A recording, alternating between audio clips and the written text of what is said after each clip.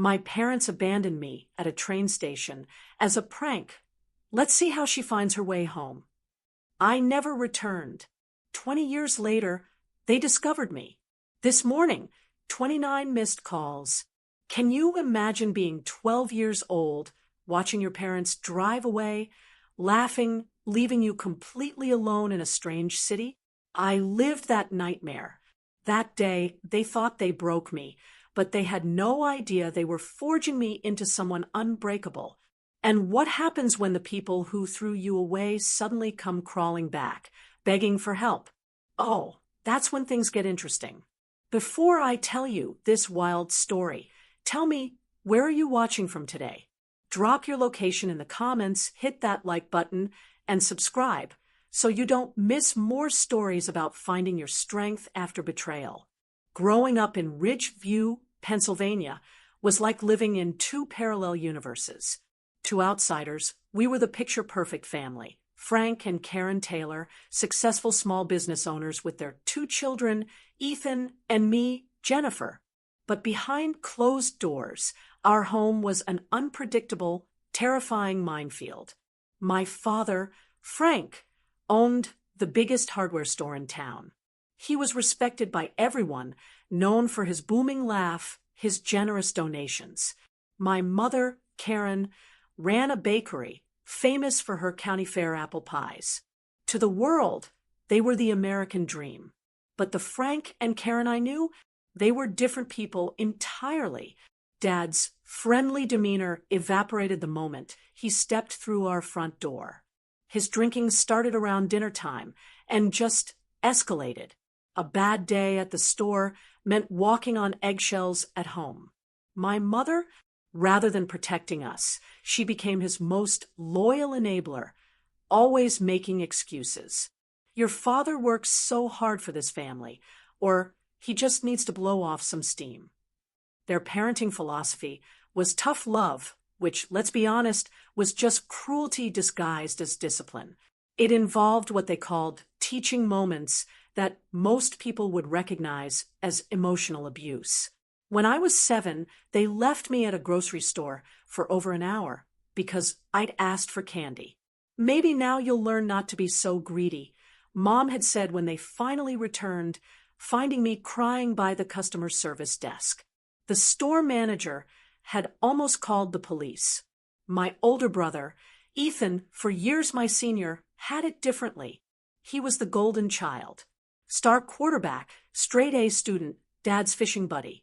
While I'd get criticized for a 97 on a math test, what happened to the other 3%? Ethan would be praised for a B+. I became the family scapegoat. If anything went wrong, it was my fault. Dinner was cold. I must have distracted Mom. Dad had a bad day at work, probably because he was up late helping me with homework. The psychological burden was crushing. For a child, it was suffocating. My 11th birthday, that one still stings. Mom had promised a small party with friends. I was so excited, even helped her bake cupcakes. But the morning of my birthday, they told me we were going to the local amusement park instead. I tried not to show my disappointment.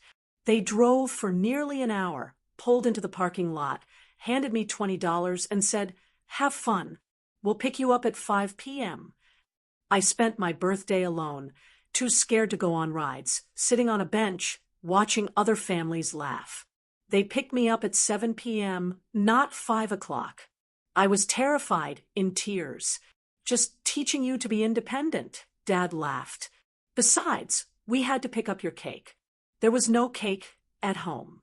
No presents. When I started crying, they called me ungrateful.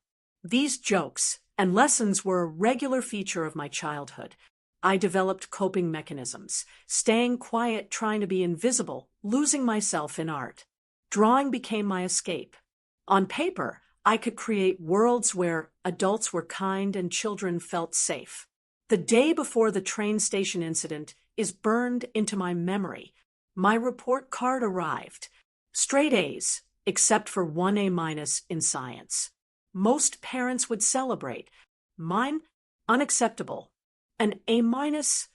Dad bellowed, waving the report card. What's wrong with you? Are you getting lazy? Ethan never got A minuses. I tried really hard, I whispered. Clearly not hard enough. Mom added, we're not raising mediocre children. That night, I overheard them talking in the kitchen. She needs to learn that life doesn't hand you anything, Dad said. She's too soft, too sensitive. Maybe she needs a real lesson. Mom agreed. Something she won't forget. The next morning, they announced a family day trip to Chicago. Ethan couldn't come, football practice.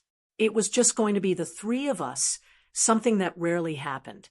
Despite the tension of the night before, a tiny glimmer of hope flickered within me. Maybe this was their way of apologizing.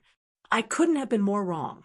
The morning of the Chicago trip, I woke with a knot of apprehension mixed with a sliver of excitement. Dad seemed unusually cheerful, making jokes. Mom packed sandwiches, humming. The shift in atmosphere was so dramatic, it made me uneasy. The drive took over 3 hours. Dad played classic rock. Mom quizzed me on state capitals. If I got one wrong, Dad would click his tongue. Even a third grader would know that, Jen. As we neared Chicago, Mom turned to face me. So, Jennifer, she said with an odd smile, think you're pretty smart, do you? I guess, I answered cautiously. Book smart, maybe, Dad interjected. But street smart? That's different. Real life doesn't grade on a curve, Mom added cryptically. The knot in my stomach tightened. I stared out the window, trying to ignore the flashing warning signs. We parked near Union Station. Noon. The massive Beaux-Arts building was intimidating, swarming with travelers. I'd never been to Chicago. The scale of it all overwhelmed me. Hungry? Dad asked. I nodded, still hoping this might turn into a normal family outing. Good. Wait here by this pillar, Mom instructed, pointing to one of the massive columns near the main entrance.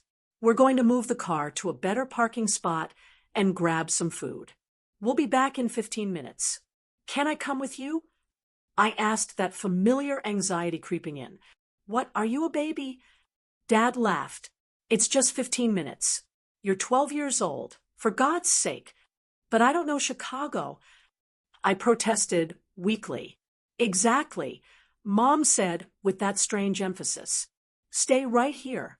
Don't move. I watched them walk away, disappearing into the crowd. The station clock read 12:17 p.m.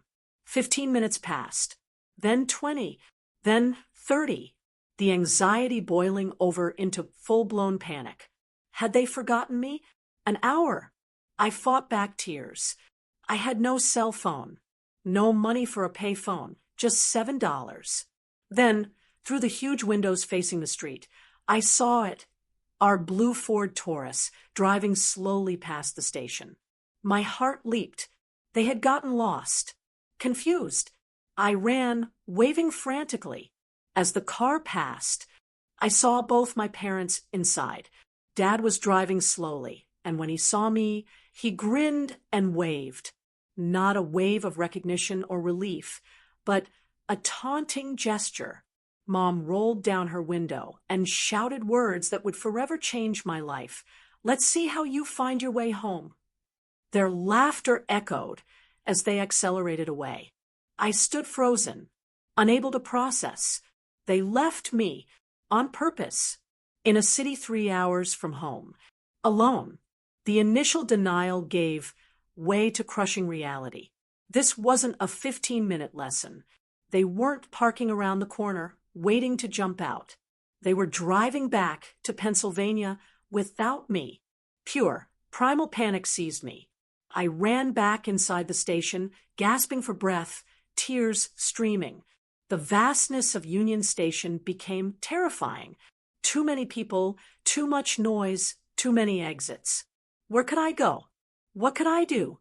No phone, no contacts, not enough money for a ticket, no ID. For 2 hours, I wandered in a daze, occasionally breaking down before pulling myself together. I was afraid to ask for help. My parents had always warned me about stranger danger, said police took disobedient children to terrible places. Around 3:30 p.m., a station employee named Janet noticed me. Older woman, silver-streaked hair, kind eyes behind red-framed glasses. She'd seen me circling. "Honey, are you lost?" she asked, kneeling to my level. I shook my head automatically. "Where are your parents?" she persisted gently. They went to move the car." I lied, voice cracking. "When was that?" Janet asked, her expression growing concerned. I couldn't maintain the facade. 3 hours of abandonment, fear, and confusion came pouring out. "They left me," I sobbed. "They drove away and said to find my way home. But home is in Pennsylvania." Janet's face shifted from concern to alarm.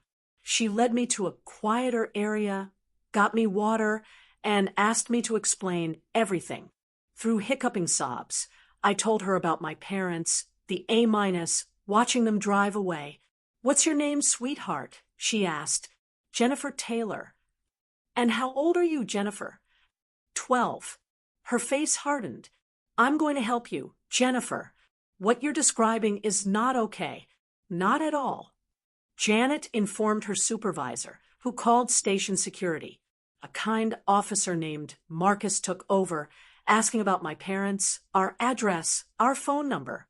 I saw the adults exchanging grim glances. "We need to call the police," Marcus finally said. "What your parents did is abandonment. It's against the law." And that's how, at 4:45 p.m. on a Saturday, I found myself sitting in a small office at Union Station, watching Officer Teresa Ramirez file a report about my abandonment. My whole body felt numb. This couldn't be real. Parents don't just leave their children, but mine had. The fluorescent lights of the Chicago Police Department buzzed overhead as I sat, wrapped in a borrowed blanket, though it wasn't cold. Officer Ramirez had brought me here. She'd been kind but professional, documenting everything with a seriousness that made the reality sink in deeper.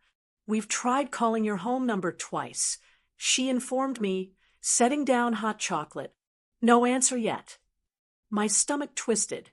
Maybe they're still driving back. I suggested weakly. The drive to Ridgeview was over 3 hours. A small, desperate part of me still hoped this was just an extreme lesson, that they'd turn around once they felt I'd been scared enough. "Maybe," Officer Ramirez replied, her tone suggesting she thought otherwise. The police station wasn't what I imagined. No visible bars, just desks, computers. But the knowledge that I was in a police station because my own parents had abandoned me was overwhelming. "Jennifer," a new voice called. A woman in her 40s with curly brown hair approached. "I'm Laura Donovan from the Department of Children and Family Services. I'd like to talk with you." The next hour passed in a blur of gentle questions. Had my parents done this before?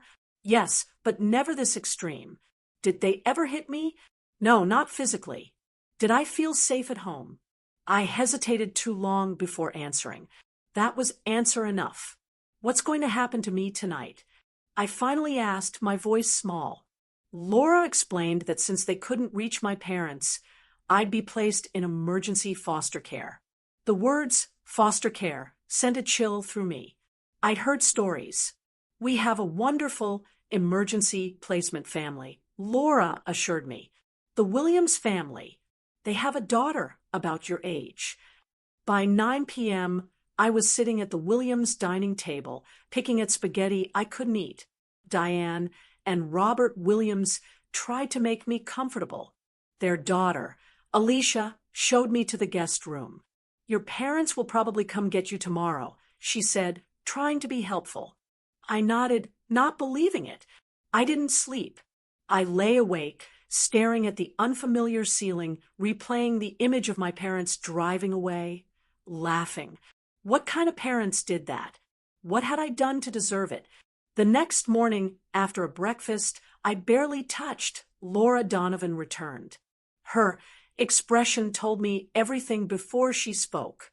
We reached your parents late last night. Are they coming to get me? I asked, already knowing the answer. Not yet, Laura replied. They said they were teaching you a lesson about independence and problem solving by leaving you in a different state. Hot tears sprang to my eyes. They claimed they planned to call the station after a few hours to check on you, but things escalated when authorities became involved. Translation: they hadn't planned to call anyone. They'd expected me to panic, cry, and then what? Magically find my way home with no money, no phone, no ID? Your brother Ethan confirmed you were expected home yesterday evening. Laura continued. He was surprised when his parents returned without you. A fresh wave of betrayal washed over me. So Ethan hadn't been in on it. Small comfort. What happens now? I asked. We've arranged a meeting at our office tomorrow. Your parents will be there. A judge has been notified, and there will be a hearing later this week. The next 36 hours passed in a strange limbo. The Williams family was kind, but I felt like a ghost. The meeting at the DCFS office was set for 2 p.m. Monday. Laura drove me to a government building. You don't have to speak to your parents if you don't want to, she assured me. I'll be with you. We entered a conference room. Already seated were Laura's supervisor and a family court liaison. 5 minutes later, the door opened. My parents walked in, looking nothing like the confident, laughing people who had driven away from Union Station. Dad's face was haggard. Mom's eyes were red-rimmed. Behind them came a man in a suit, their attorney. Jennifer, Mom said, stepping toward me. I flinched back involuntarily. Please take your seats. Laura's supervisor instructed firmly. What followed was the most surreal conversation of my young life. My parents, guided by their attorney, presented their version. They had been concerned about my lack of self-reliance. The train station exercise was a controlled life lesson. They had circled back after 20 minutes to They assumed I had figured out how to call home, demonstrating the resourcefulness they wanted to encourage. They had driven home expecting a message from me, showing I'd risen to the challenge. We were teaching her independence, Dad insisted. Kids today are too coddled. By abandoning your 12-year-old daughter in a city 3 hours from home with no money, no phone, and no ID? Laura's supervisor asked, incredulously.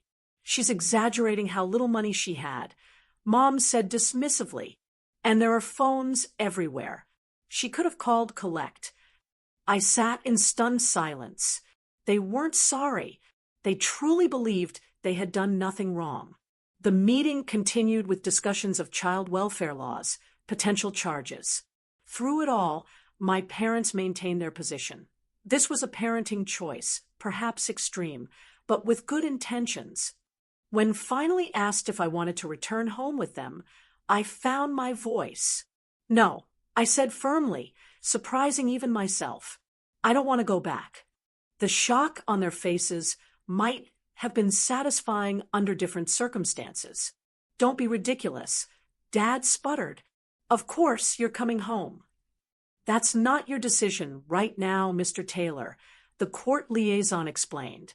Jennifer will remain in temporary custody while the court evaluates the situation. As the meeting concluded, Mom tried one more time. Jennifer, honey, you're overreacting. We were just trying to teach you.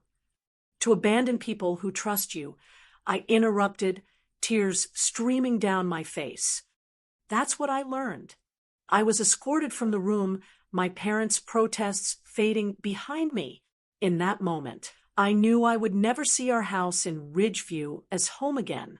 The next few weeks passed in a blur of court hearings, social worker interviews, and therapy sessions. The emergency placement with the Williams family was extended. 1 month after the train station incident, I met Thomas and Sarah Miller, both in their early 40s, with warm smiles that reached their eyes. Thomas taught high school art. Sarah was a pediatric nurse. We believe every child deserves safety, respect, and room to grow, Sarah explained during our first meeting. No pressure to talk about anything until you're ready, Thomas added. Our home is open to you for as long as you need. There was something so genuine about them. When my social worker asked if I'd try a placement with the Millers, I nodded cautiously. The Millers lived in a modest two-story house in Evanston, just north of Chicago. My room there had pale yellow walls, a window seat overlooking a garden, and empty bookshelves. We want you to make it your own, Sarah explained. Pictures, posters, books, whatever makes you comfortable. What are the rules? I asked wearily. Thomas and Sarah exchanged glances. Basic respect and safety, Thomas replied. Letting us know where you are, helping with chores, doing your best in school. We'll figure out the details together. I waited for the catch, the hidden expectations, the impossible standards. They never came. The contrast between the Millers and my birth parents was disorienting. The first time I spilled juice at dinner, I froze, waiting for the explosion. Instead, Sarah simply handed me a cloth. No worries. Accidents happen. Trust came slowly, painfully. I kept waiting for the Millers to drop the act, to show the cruelty I'd been trained to expect. But day after day, they remained consistent in their gentle support. Meanwhile, the legal process continued. My parents attended mandatory parenting classes, making what my social worker called minimal effort. They complained to anyone who would listen that the state had overreacted. Dr. Reynolds, my therapist, helped me understand what had happened in clinical terms: emotional abuse, neglect, abandonment. She diagnosed me with PTSD and anxiety. For the first time, I learned that my parents' behavior wasn't normal. And, more importantly, it wasn't my fault. Nothing you could have done would have justified what they did, Dr. Reynolds emphasized repeatedly, until I began to believe it. 3 months into my stay, Ethan came to visit. Now 16, my brother seemed smaller, less the golden child, more just a teenager uncomfortable in his own skin. They miss you, Ethan said, staring at his hands. Do they? I asked, skeptical. In their way, he admitted. Dad's drinking more. Mom's always cleaning. Are they sorry? Ethan hesitated. They're sorry you're gone. I don't think they understand why what they did was wrong. And you? I challenged. Do you understand? My brother looked up, his eyes meeting mine directly for perhaps the first time. I knew they were harder on you. I should have said something, done something. I'm sorry, Jen. It wasn't enough, but it was honest. We talked for another hour, cautiously, navigating our shared past from our now different perspectives. Before leaving, he hugged me awkwardly. I'm glad you're safe. We didn't speak again for many years. The court proceedings culminated in a hearing 6 months after the train station incident. Based on psychological evaluations, home studies, and my own testimony, the judge determined my parents had demonstrated a pattern of emotional abuse culminating in severe neglect and endangerment. They were given a choice: complete an intensive 2-year rehabilitation program with supervised visitation, or surrender their parental rights. To everyone's surprise, but mine, they chose the latter. We won't be vilified for trying to raise a strong, independent daughter, my father declared to the court. If the state thinks it can do better, let it try. And just like that, with the stroke of a pen, Frank and Karen Taylor were no longer legally my parents. 3 months later, on my 13th birthday, Thomas and Sarah Miller asked if I would like them to adopt me. By then, I had begun to believe in the permanence of their care, the consistency of their love. Yes, I answered without hesitation. The adoption was finalized shortly before my 15th birthday. As part of the process, I requested a legal name change from Jennifer Taylor to Megan Miller. A new name for my new life. You'll always be whoever you want to be in our home, Sarah assured me. We just feel lucky to be part of your journey. Art became my salvation during those transformative years. Thomas recognized my talent and nurtured it with supplies, books, gentle guidance. The sketchbooks I filled became a visual diary of my healing process, starting with dark, fragmented images that gradually gave way to color, form, and eventually hope. High school brought new challenges. Making friends wasn't easy. Trust issues don't disappear overnight. But slowly, I built connections with a small group of fellow art students who accepted my quiet nature and occasional anxiety attacks without judgment. College applications loomed. With Thomas and Sarah's encouragement, I set my sights on the School of the Art Institute of Chicago. Wherever you want to go, we'll help you get there, Thomas promised. The acceptance letter arrived on a snowy March afternoon during my senior year. Sarah cried tears of joy. Thomas framed the letter. I allowed myself to truly believe that the future could be bright, beautiful, and my own making. Before leaving for college, I made a decision that had been forming for years. I would completely cut ties with my birth family. No contact, no updates, no connections to the people who had so callously discarded me. Are you sure? Sarah asked gently. You might feel differently someday. I'm sure, I replied. The Taylors are my past. You're my family now. And with that resolution firmly in place, I stepped forward into my future. College at the School of the Art Institute of Chicago opened up a world I'd only dreamed about. The campus buzzed with creative energy, professors who spoke about art like it could change the world. The freedom to experiment. My first semester was overwhelming but exhilarating. I majored in graphic design, discovering a passion for combining visual art with practical communication. Each successful project built confidence that had been systematically dismantled throughout my childhood. Thomas and Sarah supported me from afar, respecting my need for independence while ensuring I knew their home remained my sanctuary. The balance they struck showed me what healthy parent-child relationships could look like. Sophomore year brought Audrey into my life. We met in a color theory class. Her bold experiments contrasted with my restrained palette. You're the most careful artist I've ever met, she observed one day. Every mark you make is deliberate. Is that bad? I asked defensively. Not bad, she clarified. Just interesting. Makes me wonder what happens when you let go. Audrey's friendship challenged me. She pushed me creatively but respected my boundaries. When I finally shared snippets of my past, she listened without pity or horror.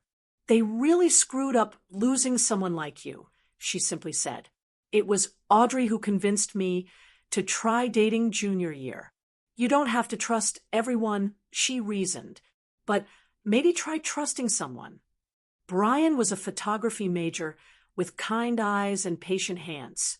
Our first date stretched into a 5-hour conversation. He talked about growing up in rural Wisconsin, his dairy farm, his 3 younger sisters. I shared carefully edited versions of my own background. My birth parents weren't good people, I explained vaguely. I was adopted as a teenager. Family is complicated. He replied simply, I'm more interested in who you are now than where you came from. Our relationship developed slowly. Brian never pushed for more intimacy than I was ready to give. The first time he reached for my hand, and I flinched, he simply nodded and continued our conversation. The next time, I was ready. Dr. Reynolds had prepared me for the challenges of adult relationships after childhood trauma. Trust issues don't just affect romantic partnerships, she'd explained. They color every human connection. The key is awareness. This awareness helped when Brian and I hit our first serious conflict. A miscommunication about plans led to me waiting alone at a restaurant for over an hour. By the time he arrived, profusely apologetic about his dead phone battery. I was hyperventilating in a bathroom stall. "You left me," I accused later, the words carrying the weight of abandonment far beyond a delayed dinner. Brian listened as I really explained what had happened at the train station. When I finished, he didn't offer empty platitudes. "I can't promise I'll never disappoint you," he said finally, "but I can promise I'll never deliberately hurt you, and I'll always, always come back." It wasn't enough to heal all wounds, but it was honest. Our relationship continued, stronger for the vulnerability we'd shared. Graduation approached with a mix of excitement and anxiety. The protective bubble of academia was ending. The real world awaited. Thanks to a professor's recommendation, I secured an interview at Element Design, a firm specializing in branding for nonprofits. "We like your portfolio," the creative director told me. "But more importantly, we like your approach. There's thoughtfulness in your designs that can't be taught." I started at Element 2 weeks after graduation, renting a tiny studio apartment. The space was all mine. The first time I'd lived completely alone. I painted the walls soft blue, hung my own artwork, and bought plants that required daily care. A small exercise in nurturing life. Work challenged me in unexpected ways. The technical aspects came naturally, but collaborating with clients, presenting concepts, and defending creative choices pushed me outside my comfort zone. My supervisor, Nadia, seemed to intuitively understand when to push and when to support. "Your work speaks for itself," she advised. "Trust that, and the confidence will follow." She was right. Each small success built upon the last, and within 2 years, I was leading projects for major clients. The scared girl from the train station seemed increasingly distant, though therapy continued to help me integrate these different versions of myself. At 27, Brian proposed during a weekend visit to Sarah and Thomas's home. He'd asked their blessing first, not out of old-fashioned protocol, but recognizing their centrality in my life.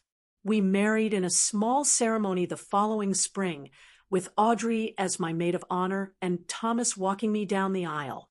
"You've built something beautiful," Sarah whispered during our mother-daughter dance, a tradition we both insisted on maintaining despite our non-traditional relationship. "We built it together," I corrected, embracing the woman who had shown me what motherhood should be. Around this time, my birth parents made their first attempt to contact me. A Facebook message from Karen. "Jennifer, we've been thinking about you. Would love to reconnect. Dad and I are still in Ridgeview." I stared at the message for hours before showing it to Brian, then Dr. Reynolds. With their support, I made the decision to maintain the boundaries I'd established years before. I blocked the account without responding, then did the same when similar messages appeared on Instagram and LinkedIn. The intrusions disturbed me, but I refused to let them derail the life I'd worked so hard to build. Instead, I channeled the complicated emotions into a new venture.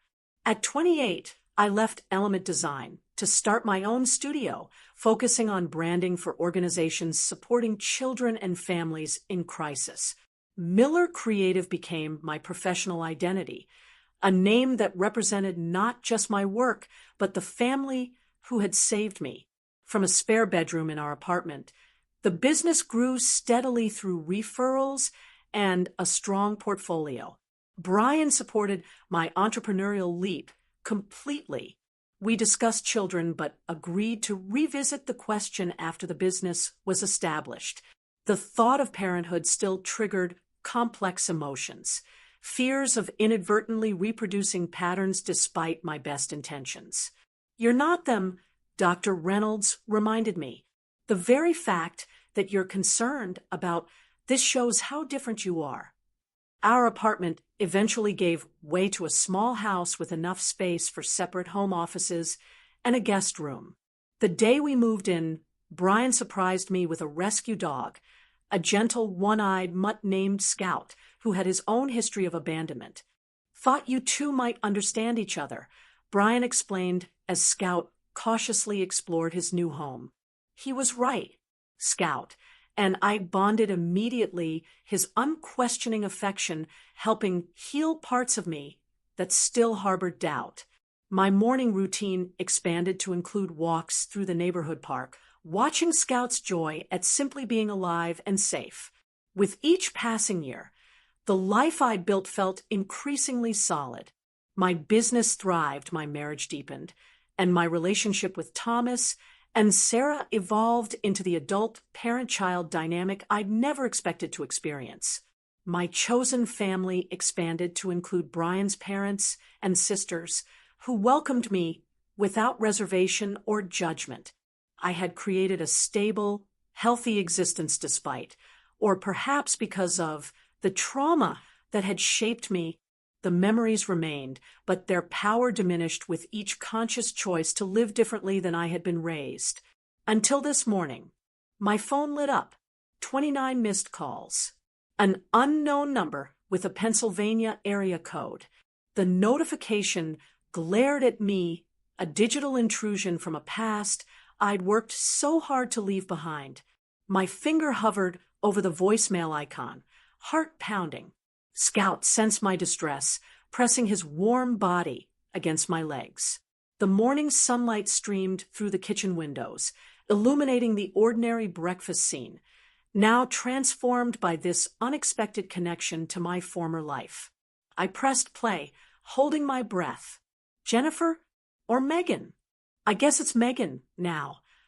A male voice, older, but instantly recognizable. Ethan, it's your brother. I know it's been years, and you probably don't want to hear from any of us, but Dad had a heart attack last night. It's bad. The doctors aren't sure if he'll make it. I thought you should know. My number is... I disconnected before the message finished, my hands shaking so badly I dropped the phone. Scout whined, nudging my palm with his nose. I'm okay, I whispered, more to myself than to him. I'm okay. But I wasn't. My carefully constructed compartmentalization was crumbling. Within minutes, other notifications. An email from an unfamiliar address with the subject, "Your father, please read." A Facebook message request that simply read, "Jennifer, it's Mom. Please call. It's urgent." 20 years of silence. And now this barrage. Asterisk, why now? What did they want from me? Asterisk, the panic attack hit, without warning. My chest tightened. Breathing became shallow. The kitchen walls seemed to close in. I hadn't experienced one this severe in years. Fumbling, I called Dr. Reynolds' office, grateful when she agreed to see me within the hour. Your reaction is completely normal, she assured me. This is a significant trigger connecting to your core trauma. I don't understand why I'm so affected. I admitted I made peace with cutting them off years ago. Did you? She asked gently. Or did you build a life around the absence of that peace? The question hit harder than I expected. Had I truly processed my childhood, or just successfully avoided confronting its deepest wounds? What do I do? I asked finally. That depends on what you want, Dr. Reynolds replied. There's no right answer here, Megan. You can maintain the boundaries you've established, which is entirely valid, or you can engage on your own terms. If there's something you need from this interaction, what would I possibly need from them? Only you can answer that. Closure? Answers? The opportunity to speak your truth, or perhaps confirmation that your decision to leave was the right one. I left the session with more questions than answers, but also with grounding techniques to manage the anxiety. Back home, I called the two people who had earned the right to advise me on family matters. Sarah answered on the second ring. Megan, what a lovely surprise. The moment I heard her voice, I broke down again. Through tears, I explained the situation. Oh, sweetheart, she said when I finished. What can we do? Tell me what to do. I pleaded. You know we can't do that, she replied gently, but I can tell you that whatever you decide, Thomas, and I support you completely. Your relationship, or lack thereof, with your birth family doesn't change anything between us. After hanging up, I called Audrey, who offered to come over immediately. Within an hour, she was at my kitchen table, pouring wine despite the early hour. Okay, let's think this through, she said pragmatically. What's the worst that could happen if you respond? They could try to pull me back into their dysfunction, make me feel responsible for them, dismiss everything, re-traumatize me. And what's the worst that could happen if you don't respond? I considered this carefully. I might always wonder, maybe regret, not having said what I needed to say. So, the question isn't really about them, Audrey observed. It's about what you need. When Brian came home that evening, he found me surrounded by research, printouts about heart attacks, treatment protocols, recovery rates. My graphic designer's mind had created a flowchart of possible responses and their potential consequences. I see you've been busy, he said, kissing my head. I need to understand what's happening medically before I decide anything. I explained. If this is really life or death, or if it's a manipulation, Brian finished when I trailed off. Is that terrible of me to even think that? No, he said firmly. It's self-protective and smart. We talked late into the night, weighing options. Brian, who had never met my birth family, but had witnessed the aftermath of their damage, maintained that I owed them nothing. But this isn't about owing, he acknowledged. It's about what will help you move forward. By morning, I had reached a decision. I would not call or visit immediately, but I would respond to Ethan's message with a text. This is Megan. I got your message about Dad. I need more information before deciding my next steps. How serious is his condition? What exactly do you and Mom expect from me? His reply came within minutes. Thank you for responding. It was a major heart attack. He's stable but critical. Triple bypass scheduled tomorrow. Mom's a mess. We don't expect anything. Just thought you should know. Would understand completely if you want no part of this. The sincerity surprised me. I wrote back, I need time to think. I'll be in touch. Over the next 3 days, I engaged in intense self-reflection, spoke with Dr. Reynolds again, and ultimately made my decision. I would meet with Ethan, and only Ethan, at a neutral location to get a clearer picture of the situation before considering any contact with my parents. We arranged to meet at a coffee shop halfway between our locations. Seeing my brother after 20 years was surreal. The teenager I remembered was now a middle-aged man with thinning hair and glasses, dressed in a rumpled button-down shirt. Megan, he said, standing awkwardly as I approached his table. Thank you for coming. I nodded, not quite ready for pleasantries. You look great, he offered. Really great. Tell me about Dad. I said, getting straight to the point. Ethan sighed, seemingly relieved to focus on facts rather than emotions. Triple bypass was successful, but there were complications. He's still in ICU. Doctors are cautiously optimistic, but at 68 with his history. What history? High blood pressure. High cholesterol, still drinks too much, Ethan explained. He retired 5 years ago when his heart problems started, sold the hardware store. I absorbed this information, trying to reconcile the larger-than-life figure from my childhood with this aging, failing man. And Mom, falling apart, basically. They've been married 45 years. For better or worse, they're completely dependent on each other. Are you close to them? I asked, genuinely curious about the life that had continued in my absence. Ethan hesitated. Yes and no. I live about an hour away. See them monthly. Nancy, my wife, isn't their biggest fan, so we keep some distance. Why not? Another hesitation. After you left, things changed. Or maybe I just started seeing more clearly. They never really took responsibility for what happened with you. There were a lot of stories they told, to themselves, to family, to everyone. But over time, especially after having my own kids, I couldn't keep pretending. What did they tell people about me? I asked, both dreading and needing to know. At first, that you were staying with friends in Chicago for school opportunities.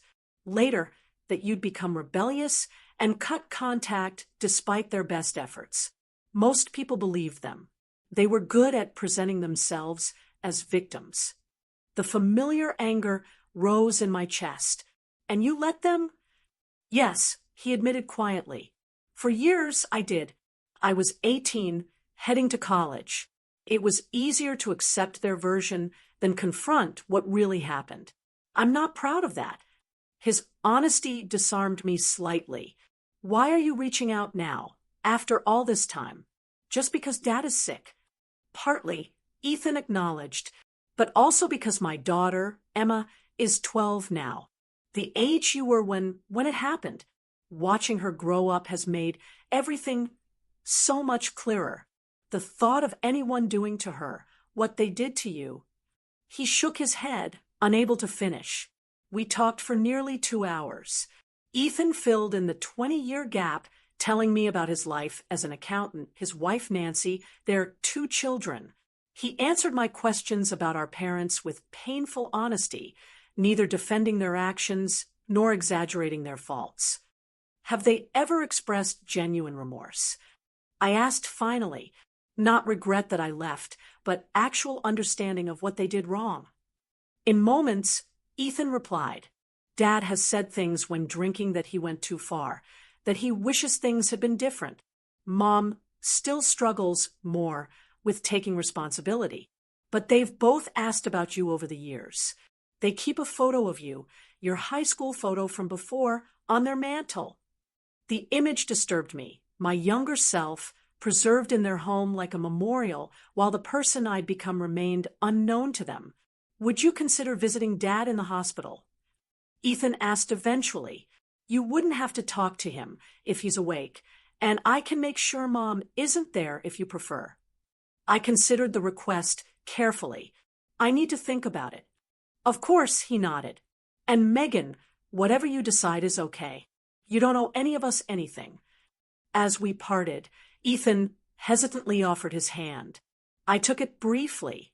This physical connection to my past, both strange and significant. That night, I discussed everything with Brian, who supported my inclination to see my father while maintaining strict boundaries. Just remember, he cautioned, you're not that powerless 12-year-old anymore. You're visiting on your terms. You can leave any time. The next morning, I called Dr. Reynolds and asked if she would accompany me to the hospital, not as my therapist specifically, but as a support person who understood the complexity of the situation. She agreed immediately. This is an opportunity to engage with your past from a position of strength, she observed. But only if that's what you truly want. I thought about the scared girl at Union Station, the years of healing, the life I'd built, and the parents who had chosen to abandon me. Then I thought about the man in the hospital bed, facing his own mortality. Yes, I said finally, I think I need to do this. Not for them, but for me. The hospital corridor seemed endless as Dr. Reynolds and I walked toward the cardiac ICU. Each step required conscious effort, my body seemingly trying to protect me by refusing to move forward. The antiseptic smell, the hushed voices, the occasional urgent beeping, everything heightened my already overwhelming anxiety. We can take a break, Dr. Reynolds offered, noticing my shallow breathing. I shook my head. If I stop, I might not start again. Ethan waited at the ICU entrance, relief visible on his face. Thank you for coming, he said quietly. Dad's awake, but tired from physical therapy. Mom's at the cafeteria. I made sure to schedule this when she'd be away, as you requested. And she agreed to that. I asked skeptically. Not exactly, Ethan admitted. I told her I needed time alone with Dad to discuss insurance matters. His discomfort with the deception was obvious. I introduced Dr. Reynolds simply as a friend, and Ethan didn't question her presence. As we approached my father's room, he touched my arm lightly. Just so you're prepared. He looks different. Older, obviously, and the surgery. I nodded, bracing myself. Nothing could have fully prepared me for the sight of Frank Taylor. Once so imposing in my childhood memories, now diminished in a hospital bed, surrounded by monitoring equipment, tubes and wires connected to his pale body, a nasal cannula delivering oxygen, his chest covered by a hospital gown, but clearly bandaged beneath. His eyes were closed when we entered, but they fluttered open at the sound of footsteps. For a moment, there was no recognition in his gaze as he looked at me. Then his eyes widened, lips parting in shock. "Jennifer," he whispered, voice raspy. "It's Megan now," I corrected automatically. "Megan," he repeated, as if testing the unfamiliar name. "You came?" I remained near the doorway, unable to approach closer. "Yes." The silence stretched between us. 20 years of absence compressed into the small space of his hospital room. What does one say to a parent who abandoned you? To a daughter who never came back? "You look like your mother," he finally said. "I look like Sarah Miller," I replied firmly. "My adoptive mother." His face tightened briefly, then relaxed into resignation. "Of course. I deserve that." Dr. Reynolds stood slightly behind me, her presence grounding. Ethan hovered awkwardly near his father's bed, clearly uncertain of his role. "Why did you want to see me?" I asked directly, needing to establish control. Frank seemed taken aback. "You're my daughter." "I was your daughter," I corrected, "until you decided a 12-year-old needed to find her own way home from Chicago." He flinched visibly. "We made a mistake. A terrible mistake. A mistake is forgetting to pick someone up. A mistake is being late. What you and Mom did was deliberate cruelty disguised as parenting." My voice remained steady, surprising me with its strength. Years of therapy had prepared me for this moment, though I'd never expected it. "You're right," Frank said quietly. "There's no excuse. I've had a lot of time to think, especially since—" He gestured weakly at the medical equipment. "When you're facing the end, you see things differently." "Are you dying?" I asked bluntly. "Not immediately, they tell me, but this was a warning shot." He attempted a weak smile that didn't reach his eyes. Makes a man reflect on his regrets. "And I'm a regret. What we did to you is my biggest regret," he clarified. "Not you. Never you." It was the closest thing to an apology I'd heard from either parent, but it felt insufficient against the magnitude of their actions and the years of trauma that followed. The conversation was interrupted by a commotion at the door. Karen Taylor stood frozen in the entrance, coffee cup in hand, staring at me as if seeing a ghost. "Jennifer," she breathed. "It's Megan," Ethan corrected quickly. I turned to face the woman who had given birth to me, then laughingly abandoned me.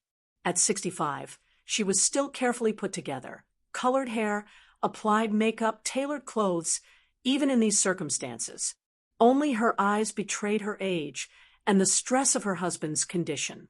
"I told you I'd arrange a different time," Ethan said apologetically to me.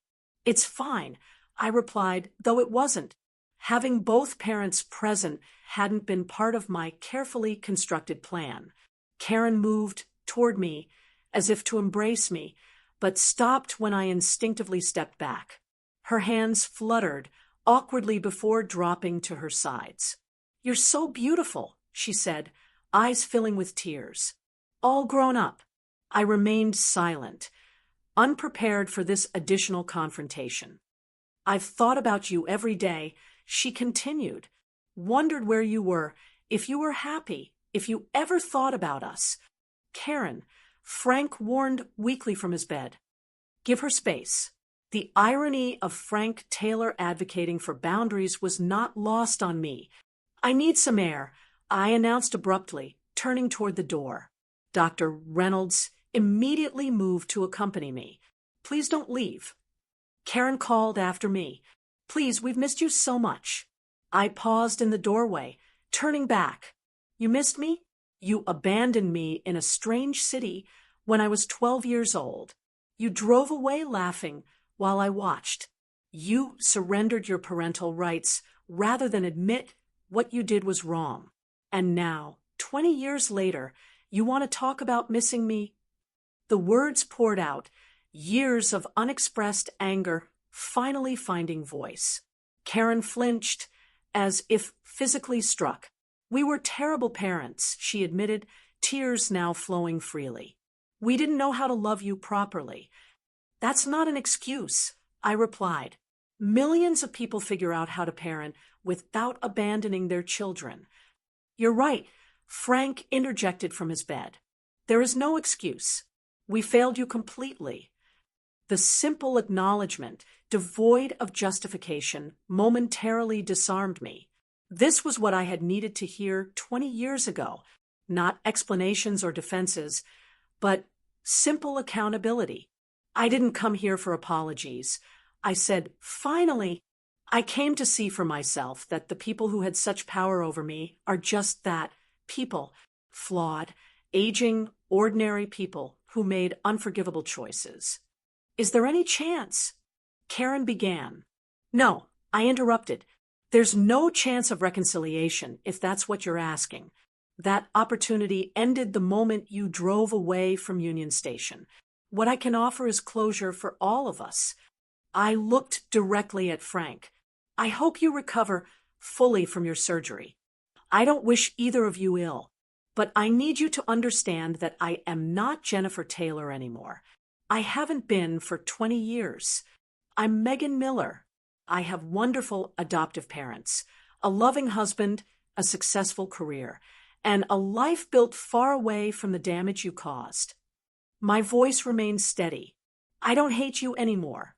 That's taken years of work. But I don't forgive you either, and I don't want you in my life.